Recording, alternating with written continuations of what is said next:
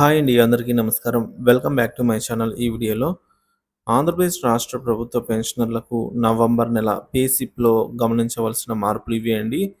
So, దీనికి సంబంధించిన పూర్తి తాజా సమాచారాన్ని వీడియోలో తెలుసుకుందాం. వీడియో అయితే ఎక్కడే గాని స్కిప్ చేయకుండా ఎండ్ వరకు చూడండి. అప్పుడే ఇన్ఫర్మేషన్ పూర్తిగా అర్థమవుతుంది. వీడియో చూస్తున్న ప్రతి ఒక్కరు వీడియోకి లైక్ చేయండి ఫ్రెండ్స్. ఈ వీడియోని తోటి ఉద్యోగ పెన్షన్ మిత్రులతో అయితే షేర్ చేయండి. కొత్తగా మన ఛానల్ చూస్తున్నవారు సబ్స్క్రైబ్ చేసుకోకుంటే వెంటనే మన ఛానల్ అయితే సబ్స్క్రైబ్ చేసుకోండి. దీని ద్వారా నేను చేసే లేటెస్ట్ వీడియోస్ అన్నీ మీ వరకు రీచ్ అవుతాయి. ఇక ఆలస్యం చేయకుండా వీడియోలోకి అయితే వెళ్ళిపోదాము. ఫ్రెండ్స్, ఇక విషయానికి వచ్చినట్లయితే ఆంధ్రప్రదేశ్ రాష్ట్ర ప్రభుత్వ పెన్షనర్లకు సంబంధించి 2024-25 ఆర్థిక సంవత్సరానికి గాను ఇన్కమ్ ట్యాక్స్ కటింగ్స్‌ను 4 విడతల్లో అనగా నవంబర్ 2024, డిసెంబర్ 2024, జనవరి 2025, ఫిబ్రవరి 2025. సో, ఈ 4 నెలల్లో అయితే పెన్షనర్ల పెన్షన్ నుంచి మినహాయించాలని ఎస్టీఓలకు రాష్ట్ర ఖజానా శాఖ వారు ఆదేశాలు జారీ చేసిన సంగతి తెలిసిందే అండి. పెన్షనర్లు ఎంత వార్షిక ఆదాయం దాటితే ట్యాక్స్ చెల్లించాలి అనేది మనం ఇప్పుడు అనే విషయాన్ని తెలుసుకుందాం. సో, ఈ సంవత్సరం కూడా ఇన్కమ్ ట్యాక్స్‌కు సంబంధించి పాత రీజియన్ మరియు కొత్త రీజియన్ అనే 2 పద్ధతులు అమల్లో ఉన్నాయి. కాబట్టి పెన్షనర్లు ఎవరైనా పాత రీజియన్‌లో ఉండదలుచుకునేవారు మీ సేవింగ్స్ వివరాలను ఎస్టీఓ గారికి ఇవ్వాల్సి అయితే ఉంటుంది. సో, అంటే మీరు పాత రీజియన్‌లో కంటిన్యూ చేయండి అని చెప్పేసి ఒక పేపర్‌లో రాయాల్సి అయితే ఉంటుందండి.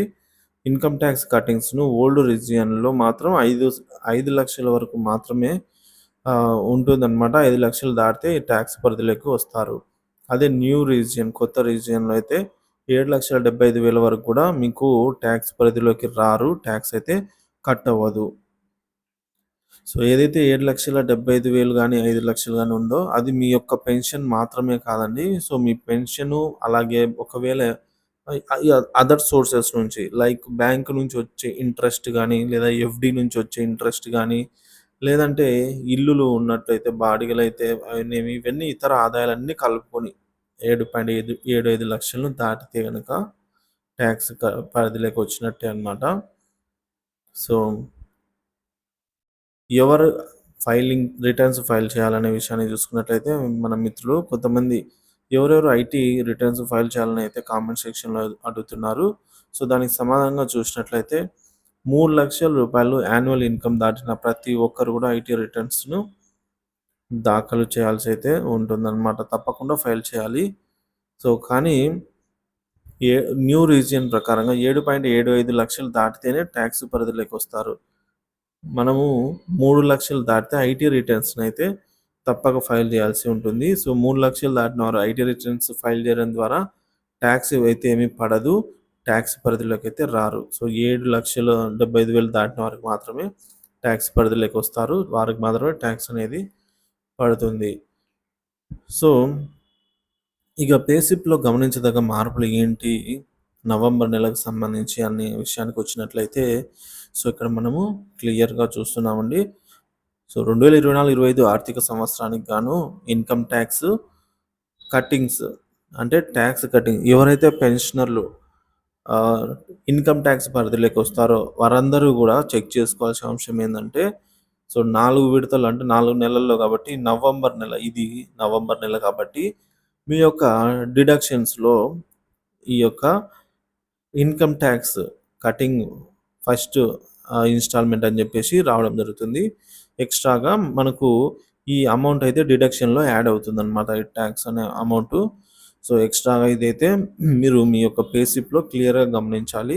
సో, మరి ప్రెజెంట్ పే స్లిప్స్ అయితే డౌన్‌లోడ్ కావట్లేదండి పెన్షనర్లకి. సో, పెన్షన్‌ల పే స్లిప్స్ అనేది మన యొక్క నిధి వెబ్ పోర్టల్‌లో లేదా సీఎఫ్ఎంఎస్ వెబ్ పోర్టల్‌లో డౌన్‌లోడ్ చేసుకోవాల్సి అయితే ఉంటుంది. సో, ఈ పే స్లిప్స్ అనేవి మనకు పెన్షనర్లకు 28వ తేదీ అవైలబుల్‌లో ఉంటాయి. సో, ఈరోజు డీడీఓలు జీతాలు మరియు పెన్షన్ బిల్ అప్లోడ్ చేయడం కంప్లీట్ అయిపోయింది. సో, ఎస్టీఓ గారి చేత అప్రూవల్ పొంది బిల్ నంబర్ జనరేట్ అయినట్లయితే మనకు పే స్లిప్స్ డౌన్‌లోడ్ అవుతాయి. సో, నవంబర్ 28వ తేదీ మనకు పే స్లిప్స్ డౌన్‌లోడ్ అవుతాయి. సో, ప్రతి ఒక్కరు ఎవరైతే ట్యాక్స్ పరిధిలోకి వస్తారో వారు మాత్రమే అని కాకుండా మిగిలిన వారు కూడా బై మిస్టేక్ మీకు కూడా ఏమైనా ఇన్కమ్ ట్యాక్స్ కట్ అయిందా అని చెక్ చేసుకోండి ఫ్రెండ్స్.